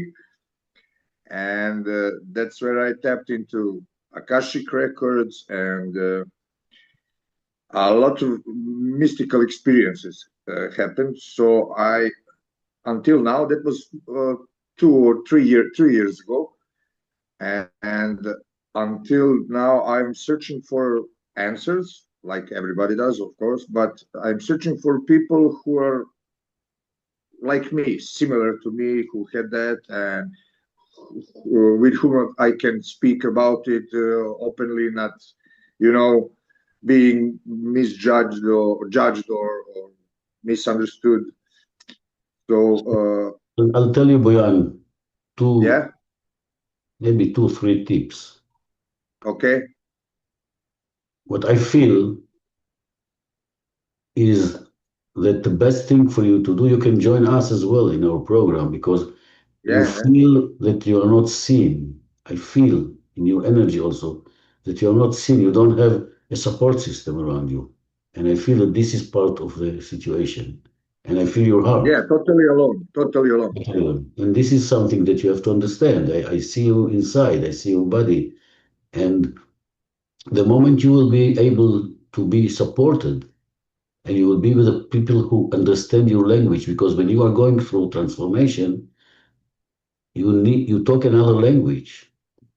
And this is the reason I'm not talking about changes in my teachings. I'm talking about transformation because it's not about change something. Because if you want to change something, you get like Newton law, you get some kind of a reverse. Yeah, But yeah, yeah. yes, but what is important that you will be able to love yourself, to relax, and to get support from people. Very simple. It's Exactly. about happiness, it's about compassion, and this will make you healthy as well. Of course. So maybe No, you I'm talk, I totally don't know, maybe you talk to somebody here in my team that you want to come and meet me person. I will help you. I registered for Thank you. some So we someday will talk on about it. calendar. Thank you Yeah. very much. I'm Okay, hugging thank you you. now. Can you feel it? Thank, Maybe we all thank send you. you some love. Yes. Thank you. Thank you. Thank you. Send it back. Thank you very much.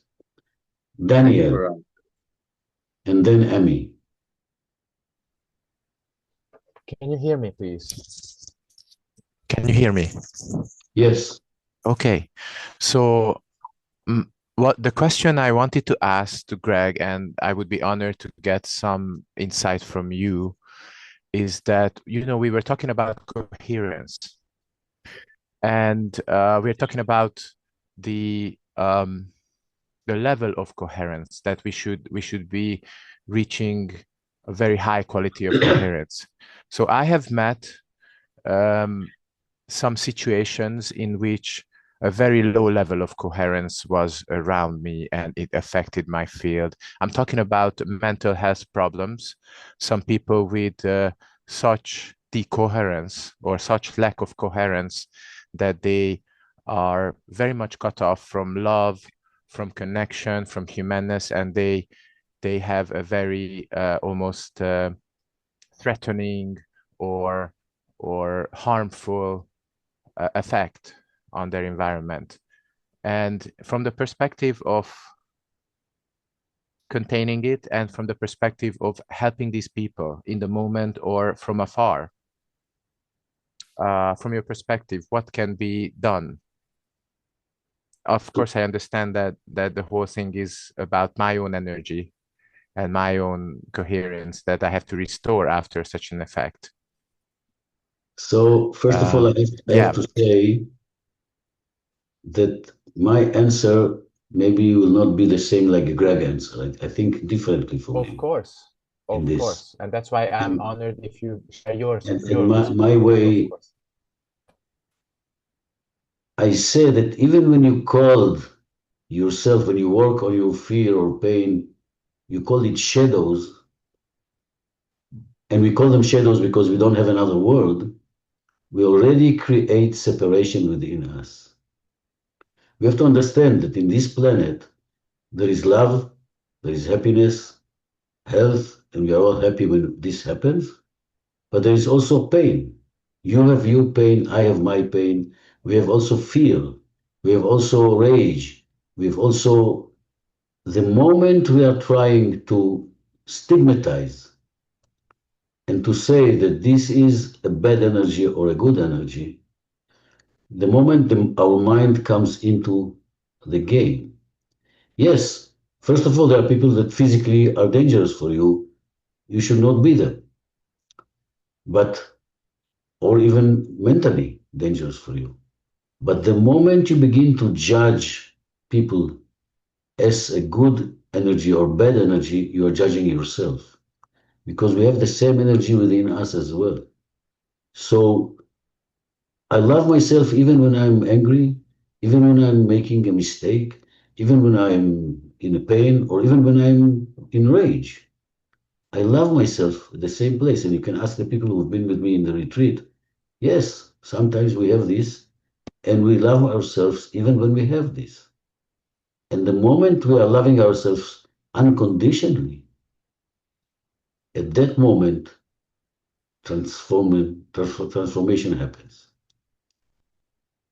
And all the rest, it's something that I will not go into it, but I think differently than Gregg in this kind of things. Okay. Because when it comes from he is more like scientist than me in a way, and I'm maybe more spiritual than him in a way.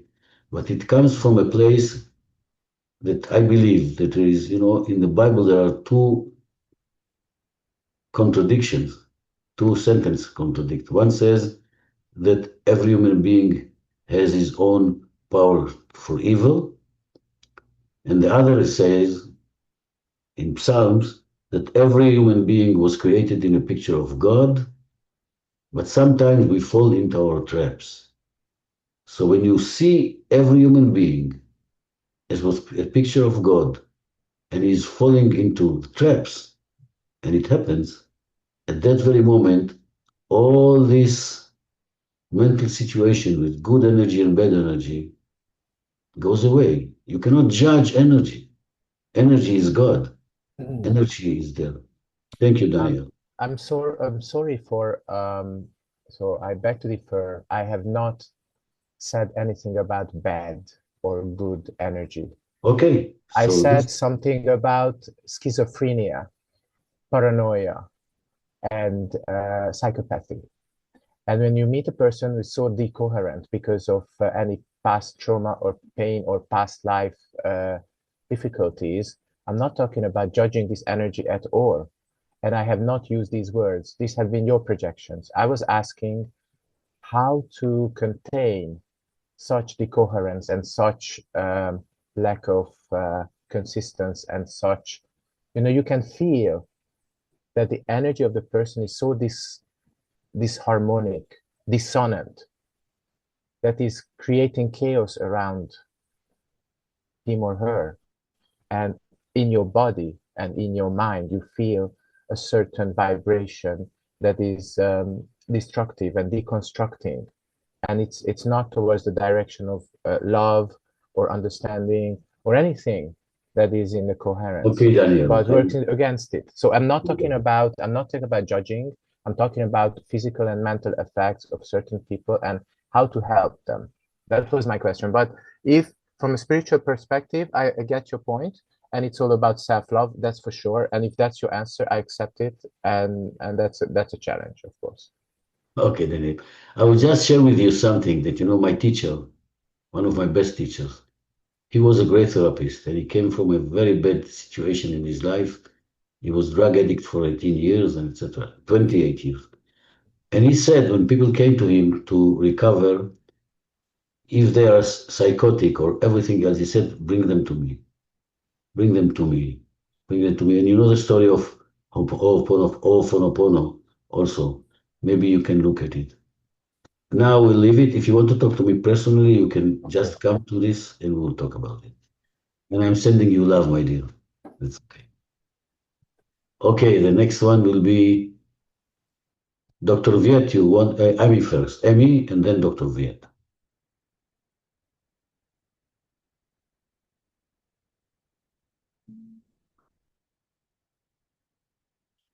Yes. Hello? Yes. Got it now? Okay. Thank you so much. I appreciate it. I was just going to ask, how can we engage our youngest children in understanding their humanness? And not just as a biological fact, but the living experience, like their heart and brain coherence, and that they're part of their breath and their thoughts are part of a bigger coherence of creation. How can we get the youngest kids to understand this? I think that's very important. Yes, it's very, very. First of all, the real answer I feel now to say to you that I don't know. I don't know. Because we are now in a world that chaotic things are happening to us, to our children. We are all in a way brainwashed. We are all in a way, and our children as well, for sure. And at least, until the age of 9, we know that we are programmed. A kid until the age of 9 doesn't really understand, even if he sees like advertisement or something, he doesn't really understand that it's advertising. He thinks that everything is true. And after saying that, I don't know, I can talk half an hour about it now. Yes. But to give you an answer in a short way, as I said before, just be yourself. Just connect to your self-love. Just connect things that you feel you cannot do or you don't want to do for yourself. Don't let them do. And sometimes you have to be assertive, much more assertive than we have been as parents. Yeah. Because it's our responsibility at the end, like giving them, they want to be in social media so they can have like 1 hour a day or something like this, but not more. And you can supervise what kind of social media, etc., etc. Very, very clear, very practical way. But the more you will give them love, the more you will give them self-love, they will understand that they are loved just the way they are, unconditionally. The more they will be able to go beyond the brainwash of social media and all this. Thank you. Thank you. Dr. Viet, can you unmute yourself?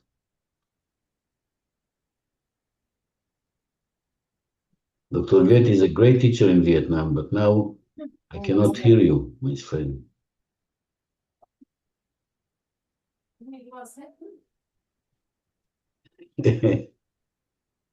No, doesn't work. Sorry. Thank you, my friend. Okay. Okay, Dong. Ah, yes. Thank you. Two questions. Yes. Very great pleasure to see you. Long time no see. I love you very much. You are one of the greatest teachers in Vietnam. I know. And I will tell people that I was with you in the autism village that you created. He's working with autist people and he's doing miracles, amazing miracles. Just, I will maybe share this. First question about autism. Yes. It's not easy if even for us to make coherence, heart and brain coherent and own body coherence. But for autism, not easy. How to help them. And second question. So let's begin with the autism, and I will answer this, and then you'll ask me the second question. Okay. I will share with you all. I've been in your village with autist children, and I was doing with them some kind of a dynamic meditation because I realized that with people who has autism most of the time, the first thing to do is to clean the body from emotions, to let them kind of emotional release. And when they do the emotional release, it's easy to talk to them. They're not just so close and they're not fighting against you, which is amazing. This is one tool. The second tool, you know yourself better than me. You put them like, as like in a circus, they're having a lot of juggling in the air and they're riding bicycles and you do the work. Because when you are some of the autist people can do this like this. Remember this? Okay. What is the second question? Second question is, you said about nocebo and placebo.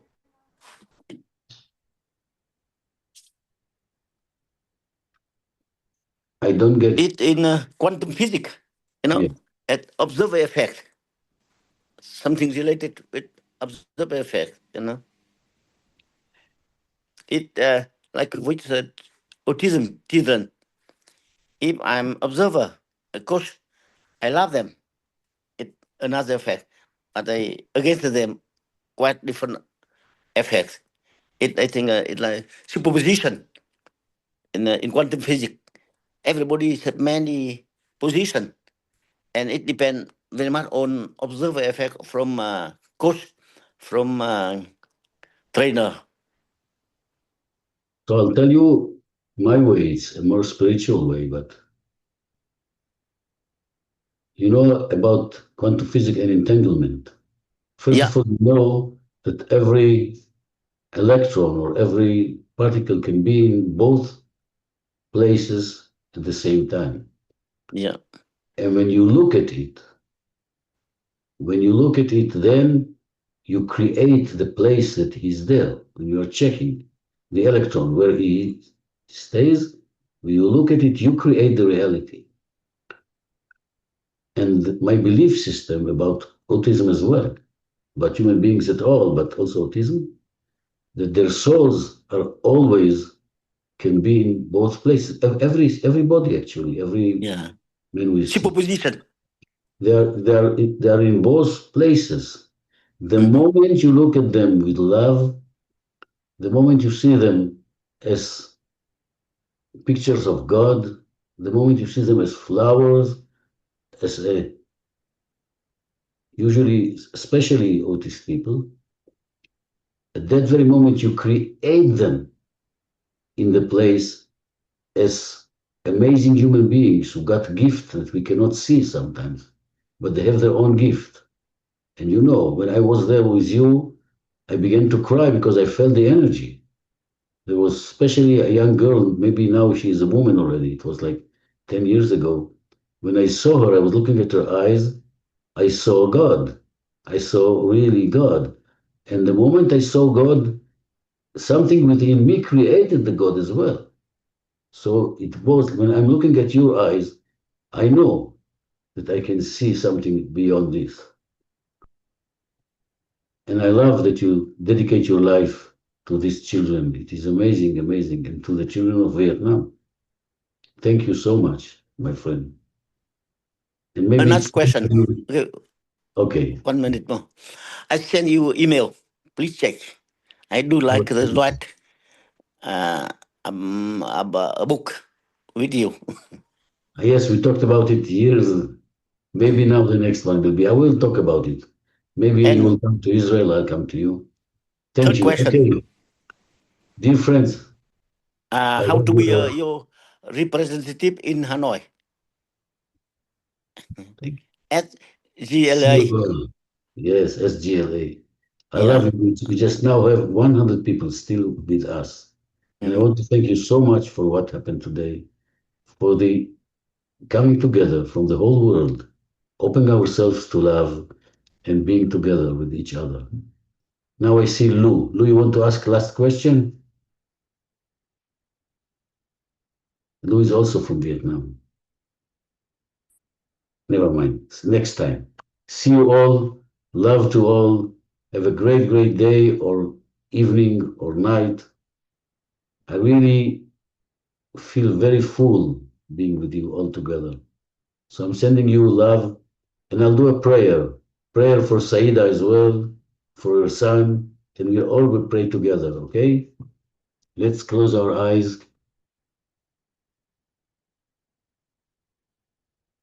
And I will say it in Hebrew. It's an ancient prayer. יהי רצון מלפניך, אדוני אלוהינו ואלוהי אבותינו, שתוליכנו לשלום, תביאנו לשלום, ותגיענו למחוז חפצנו לחיים ולשמחה ולשלום, ותן לנו בריאות טובה, ואהבה גדולה, וחיבוק עצום, ויכולת נתינה אינסופית, לנו ולכל בני האדם על הכדור הזה. Thank you. We are praying for peace, we are praying for love, we are praying for support of God to each and every one of us. Good evening, my dear friends. I love you. Bye bye.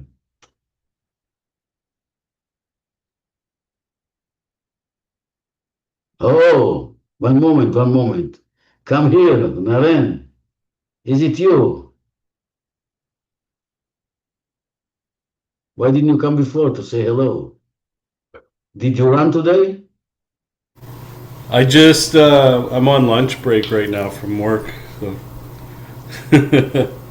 Thank you all. See you soon. Bye-bye.